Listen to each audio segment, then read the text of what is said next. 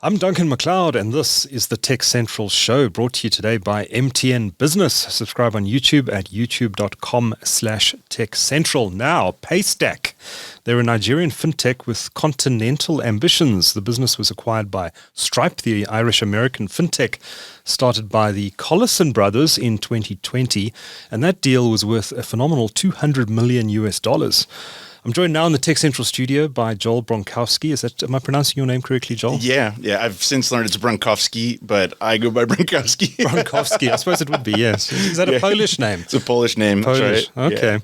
And Joel, you are country lead in South Africa for Paystack. Welcome to the studio. Thanks for making the time. Yeah, thanks so much for having me. Happy to be here. How long have you been with Paystack now? It's about to be 4 years next month. Okay. Yeah. And how long has Paystack been in the South African market for? So we went live May 2021, so just over 2 years. Okay. Yeah, we had about a 6-month public beta and a shorter private beta before that. So you were prepping for the launch prior to that? Exactly, yeah. Just getting whoever would trust us, to test out payments and get familiar with our platform and get some feedback. Great. Yeah. And Paystack is based in, with South African operation is based in Cape Town. Yeah, we have an office in Cape Town. Most of the team is not by plan, but based down there. We do have a few stacks, as we call ourselves, in Joburg and other spots in the country. But yeah, there seems to be a congregation around the Western Cape for some reason. Okay. A lot of fintech startups in that part of the world. Yeah. So you're in good company. That's right. Now, you're very clearly, judging by your accent, not originally from South Africa. You're an American national. How long have you been in the country for? The better part of 15 years. So I came in, actually it'll be 16 years. 2007, wow. I came for a gap year to do volunteer work, and yeah, there's a long story there, but met a local person, got married, studied here a bit, and then I really found my career. I spent some of my early 20s sort of figuring out what I want to do. Do I want to save the world? Through launching an online store, I got a chance to work for WooCommerce, and that was kind of the start of my journey into tech and payments. Okay. Yeah. I'm always amazed how someone at a young age goes and lives in another country. Where in America did you grow up? So I'm from just north of Los Angeles originally. All right. So yeah, it's almost about as far as you can get from of the side of the world. I know this well from traveling to San Francisco over the years. Yeah. There's no easy way to get there. There isn't. Yeah. Okay. So why South Africa? What brought you here specifically? Yeah. So the short version is I in 2004 I worked at a summer camp as you do when you're a teenager, and I met a group of South Africans that were at the camp and just became friends with them and heard a lot about. They also ran kind of like leadership camps in Cape Town, and I just became friends with them and was really intrigued by what they had to say about South Africa and the challenges and opportunities and all of that. And I decided to go for a month in 2004 and over December holiday, and it was just, I won't go into the nitty gritty details, sure. but a couple weeks of running camps for different communities in Cape Town, and then we spent a week and a half in Limpopo in a rural village, building a church. I just was kind of like blown away by the diversity, the challenges, but also some familiarity with some of the people I met. And it just kind of opened my eyes to the world. I hadn't traveled a whole lot before that. Right. So I was just quite taken with South Africa. Came home and was like a big South Africa fanboy. Any opportunity I had to tell people about it, I would work it into a conversation. But that was the start of it. And then you came back. Finished university and came back. Yeah. Okay. So you must have loved it. So you've been in Cape Town that whole time, have you? Yeah. I studied in Stellenbosch and lived there for a few years. Not far from Cape Town. Yeah. Okay. But otherwise, Cape Town. Yeah. Okay. Fantastic. Now, Paystack, they're headquartered in Lagos. That's right. Nigeria. It's a Nigerian company. Its founders, you can probably pronounce the names better than me. Shola Akinlade. Yeah. And Ezra Olubi. Olubi, that's right. You got it.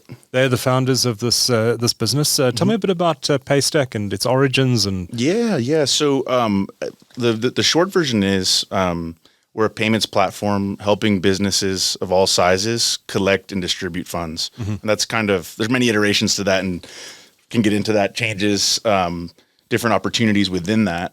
But the company really started, the origins of it are actually quite similar to Stripe. If you listen to Patrick talk about Stripe, it sounds a lot like the way Shola and Ezra would talk about starting Paystack. They were both working in the banking industry. They had studied together, both developers, and just realized it's way too difficult to start with payments. So if in those times in Nigeria, if you wanted to collect payments, you literally needed to go to a bank and make a case for it and fill out paperwork and sign your life away. And there was costs involved with that. And they had seen what Stripe had done and maybe a few other companies globally, just making it really easy for people to accept payments, and decided to build Paystack. So the story, they've got some great stories of like how much money they spent to get the first checkout designed and just the way that they went about iterating on it and testing it. But ultimately they built a very basic version of Paystack, a beautiful checkout, easy for developers to build payments into whatever they're building. And and I mean, the rest is history. We can get into it. You know, I think it was a few months after their having built Paystack that they got into Y Combinator, and that kind of was the next, you know, the kind of the next step on their journey to where we are now. Yeah. Yeah. So tell me a bit about the Y Combinator. Was that an investment into Paystack? So Y Combinator's a very famous, maybe the most famous, some would say, accelerator in San Francisco. They do. Forgive me for not knowing the details of this, but I do believe all startups that go into their accelerator, they do often take an equity stake in those companies.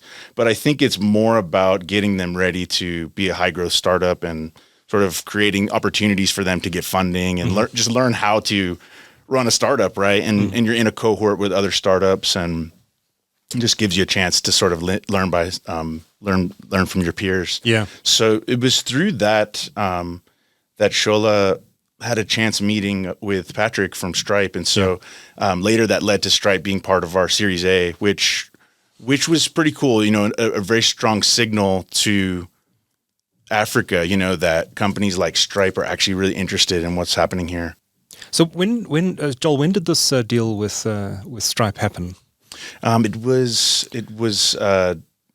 I believe it was 2020. I believe it was November of 2020, or maybe late October. Fairly recent. Okay. Yeah, it was quite recent. And is the idea eventually that that this becomes Stripe Africa, or does Paystack keep its name? Yeah, I think that's still TBD. Stripe's really let us continue with our ambitions and like our journey to build deep, you know? Yeah. I guess the markets in which Paystack operates are very, very different to the markets in which Stripe has traditionally operated. So Stripe doesn't operate in Africa yet, but they certainly care about Africa, hence the big investment in Paystack. But it's not that easy to just become Stripe or, you know, everything that we've built. If you think about all the different payment methods in different markets, it's not that easy, but there's definitely room for us to really. Well, there already has been a lot of collaboration, right? Sharing of knowledge and leads, and even some Stripes, as they call themselves, coming over to Paystack to work for us. So a lot to learn, and I mean, our products are very similar, our APIs are very similar. So we'll see what happens with the branding, but I think it's been for being acquired, it's been a really cool journey to just be able to continue as Paystack with our ambitions and be able to learn from Stripe and have them helping us, you know. Okay. So tell me how a business today would typically make use of Paystack. Of Paystack, yeah. Yeah. So it really depends on the type of business, but I would say from very, very basic users that are just looking for something simple, like think of MSMEs, the hundreds of thousands of them. It's always a business in South Africa. It's always a business, or it can be an individual, sole proprietor, but still business intentions. Sure. Yeah. Sure. So for those users, we have actually some really basic but powerful tools built into Paystack. So you can create a payment page to collect, let's say, donations or whatever, or you can even create a payment page to start a subscription. Say you're a tennis club or something.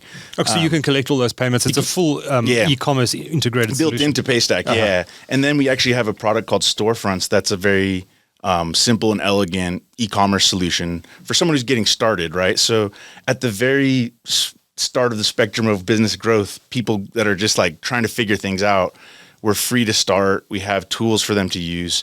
And then I think as you go up, you have more complicated use cases. You know, you have bigger companies trying to figure out their billing and trying to find the balance of cards versus other kinds of payment methods, debit orders and those kinds of things. And you have developers who are sometimes trying to solve very unique challenges, like maybe a marketplace being built. We have an API called our Split Payments API where someone can pay and we actually automatically settle the sub-merchant, right? So there's lots of different use cases. And if we looked at even just different industries, they care about very different things when it comes to payments. But I think one thing that sets us apart in South Africa is just that we really, there's a lot of competition in the market, and like some players that have actually helped build a lot of trust with payments. So you won't catch me saying bad things about our competition, but Sure. It is quite fragmented in terms of solutions that are made for kind of small businesses and small merchants, and then those that actually just focus on enterprise, right? So I think we kind of sit in a place where we can cater from getting started to like growing with us, right? Obviously saying that and actually doing it and winning that business is another challenge, but that's in Nigeria, we've been on that path, and in South Africa, we're also, we're getting there. So. Is the full feature set available here in South Africa? So in terms of our APIs, most of it, yes. There's a few nuances to that. So in Nigeria, we recently launched terminals product for card payments in person, right? So we haven't yet done that in South Africa. So there's a few instances where it's not, but otherwise everything else is available in South Africa. Yeah. South Africa obviously has a much better developed banking system than Nigeria, and I guess some of the things that Paystack's founders were solving for were related to the fact that the financial services ecosystem in Nigeria is probably not as well developed as it is in other markets around the world. Yeah. Have you found that you've had to come to market in South Africa perhaps a little bit differently to the way Paystack has approached the Nigerian market, given that our financial services sector is already well advanced? Yeah, and I think it's not just how advanced the sector is, and because some of that is challenging, like regulations and things like that, or even costs are different in South Africa, very different than Nigeria. I think the competition is a hard one to build trust, and it's one thing to get someone that's new to payments to start with us. It's another thing to get someone to switch from someone who's been around for a long time to an incumbent, provider. So I think we've definitely found some really good entry points. One being with developers. I mentioned that already. I think some of our competitors that cater for developers aren't free to use, or you can't access the API docs right away, or you can't sign up for an account and get started right away. Right. There's some friction there. I think that's been really great. Like if developers love your solution, as you know, some of those developers are CTOs or at bigger businesses, and they can advocate for our solution as well. So I think that's been one. The e-commerce space is one I'm quite passionate about. Having come from Shopify, I think what we've done there that's been really helpful is we've built integrations that are solving some challenges. So like our Shopify integration, for example, allows merchants to process their refunds from Shopify. Our competitors aren't necessarily doing that. So we've kind of picked a few spots where we can just be a bit better. Or in that use case, we've also brought some technologies through our integrations into the market that other folks don't have. So like recently we announced we're working with a platform called Commerce7 that serves wineries. And so and they've chosen us to be their payment partner. And so through that relationship, we kind of can win in that space. So I think that would be another one. And then the last one would be startups. I think we really care a lot about startups and just helping support them, and have startups program called Catalyst to actually provide free processing and try to come alongside them with funding and things like that. So those are the three I would call out as where we've done well, but there's still a lot of room for us to grow and go up market and just win more of the South African market. Yeah. How many markets are you operating in now across Africa? Yeah. So we are in 4 markets now. Yeah. So Nigeria and Ghana are Nigeria obviously being the first one. Ghana, I think that one launched also in 2020, if I'm not mistaken. And then South Africa, 2021, and now Kenya. So we actually have boots on the ground and operating out of Kenya, and ambitions and folks on the ground to set up operations in North Africa and Francophone Africa. So so that's going to be exciting new frontiers for us to kind of see if we can solve, payments in Africa challenge. I think that's one thing we're really passionate about. Like, we don't see enough. It's not easy enough for multinationals to enter Africa. Like, even now, if they come, they can integrate with Paystack, one integration. Yeah. But there's still a lot more work Paystack and other companies have to do. They have to register bank accounts and register companies, and it's just not easy. So one of our big ambitions is just like, how do we make it easier to do business across Africa? How do we make it easier for South African businesses to enter other African markets, or at least offer their products or services, to other African consumers? Yeah.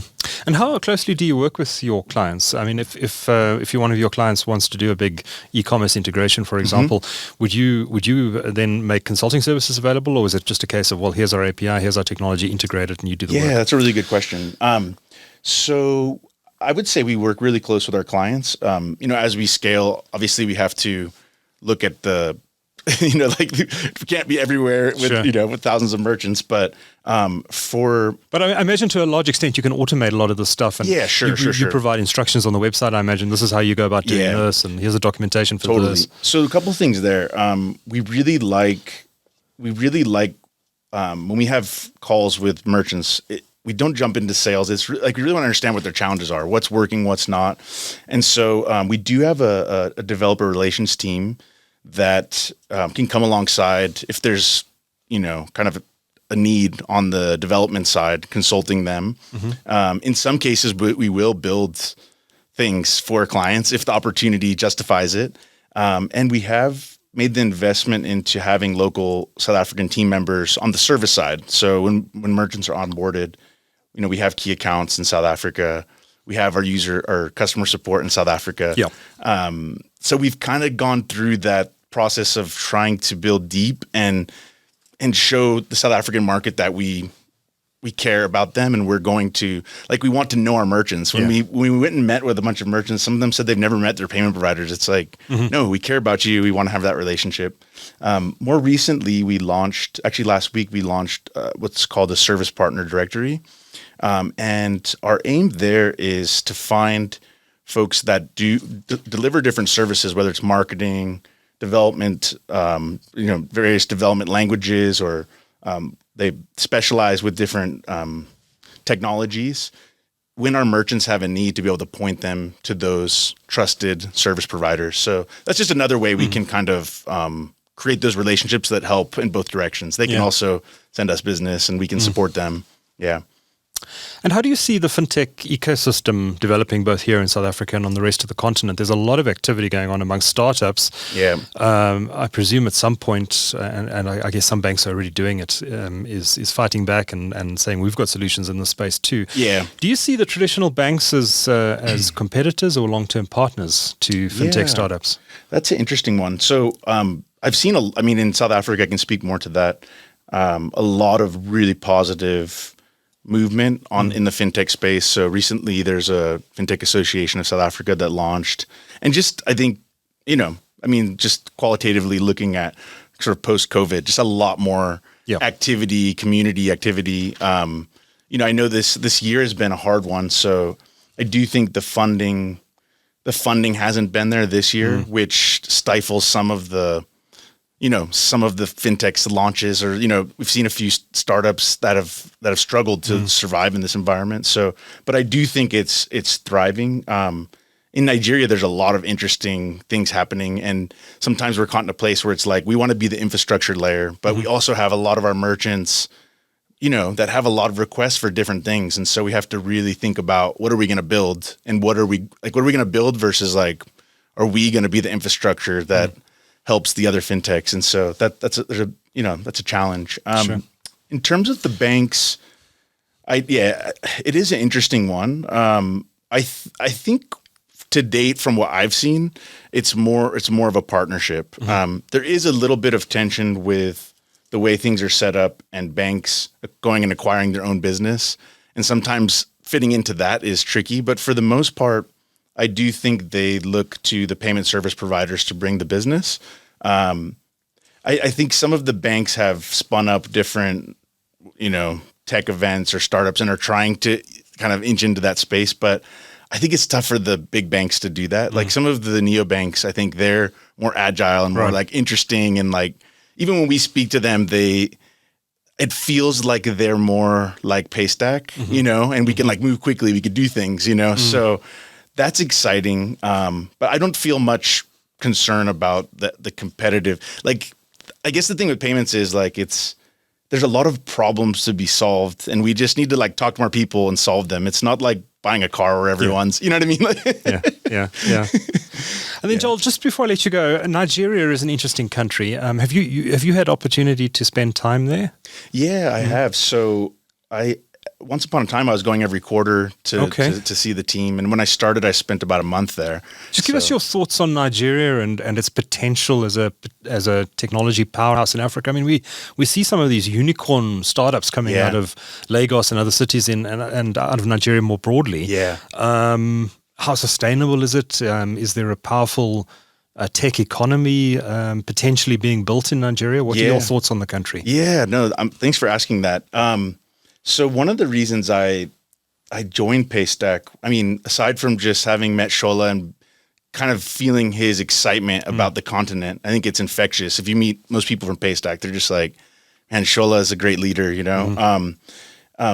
But I kind of wanted, I spent a lot of my life now assimilating and like living in South Africa. And you've got a unique perspective because I mean, you're an American coming from an outside perspective on Africa, and I'm asking you about another country where you haven't lived. But so not really a fair question. No, but it's fine. I think, so part of why I joined also was just like, I want more exposure to Africa. Sure. And Nigeria is an interesting place. You know, like I knew Lagos was a busy city, but I didn't really know much else. I think what's happened there is incredible, like the number of startups. And it's for Paystack, like we've got to be at the center of that because launching in 2016, you know, if we just look at what's happened since then, we were the first Nigerian startup to get into YC. Now, if you look at the cohorts, there's many of them, right? There's like dozens of them. So I think we'd like to think we've played a big part in that, but I can just say like my Nigerian colleagues are we've assembled like some of the most incredibly talented, hardworking people, and very passionate about solving challenges in their country and in the continent. I think, I mean, people talk about the Nigerian hustle and stuff like this. It's really true and it's really infectious. And I think in South Africa, when we've sold Paystack here, when we've talked to people, some people get that and some people don't. I think some people think like there's like this stigma or bias, you know, like, oh, this thing is built somewhere else. But like the tech coming out of Nigeria is like actually in a lot of ways like why is it happening? I don't. That's a good question. I think it's a huge market. I think the thing is Nigeria has like a lot of challenges. Yeah. I think. I mean, even in the news in the last few months, there's been a lot of changes and things that are hard for Nigerians to handle. But I think like at the core of the young, like I think part of it is there's like a young generation that's just like, and they're even on like Twitter and different places, like they kind of congregate and share ideas and are excited about each other. So I think there's just a lot of activity around people building things to actually make Nigeria a better place. And that just happened in a relatively short period of time. Right. So there's just a lot of excitement and activity there. I wish I could spend more of my job actually keeping up to date with it because like we have tons of merchants doing all kinds of interesting things, some of which would probably be really cool to have in South Africa. But my head's pretty head down in South Africa. Sure. But I am excited, Duncan, to like one thing I really hope Paystack can do because we get a lot of South African startups that are interested in Nigeria. Maybe partly because for them to get funding, they need to prove they can expand to new markets. But I think it's also just a big market in Africa. It's a huge market. 170 million people or something. So I really hope, you know, within Paystack and our company and our team, we've had a lot of cross exposure between Nigeria and South Africa, which has been very enriching for everyone. But I really hope we can bring that to more of our merchants, you know, in both directions, bringing some South African startups, even if it's not like just launching them in Nigeria, like exposure and just, I just think there's more that could be done there. You don't see enough South African startups entering other African markets. And I think Paystack wants to play a big part in that. Yeah. Yeah, there seems to be the relationship between African countries seems to be a bit disjointed when it comes to the startup ecosystem. Yeah. I guess large distances don't help. I mean, Nigeria is a very long way away from South Africa. It really is, yeah. Which I guess, it's a vast continent, which I guess makes that sort of collaboration more difficult. But with technology, anything's possible. Yep. If people want to know more about Paystack, what is the website? It's paystack.com. Yeah. Paystack.com. Easy enough. Yeah. Great conversation. Joel Bronkowski is country leader for Paystack in South Africa. Thanks for an insightful conversation and talking to TechCentral today. Much appreciated. Thanks so much, Duncan. Thank you. Yeah.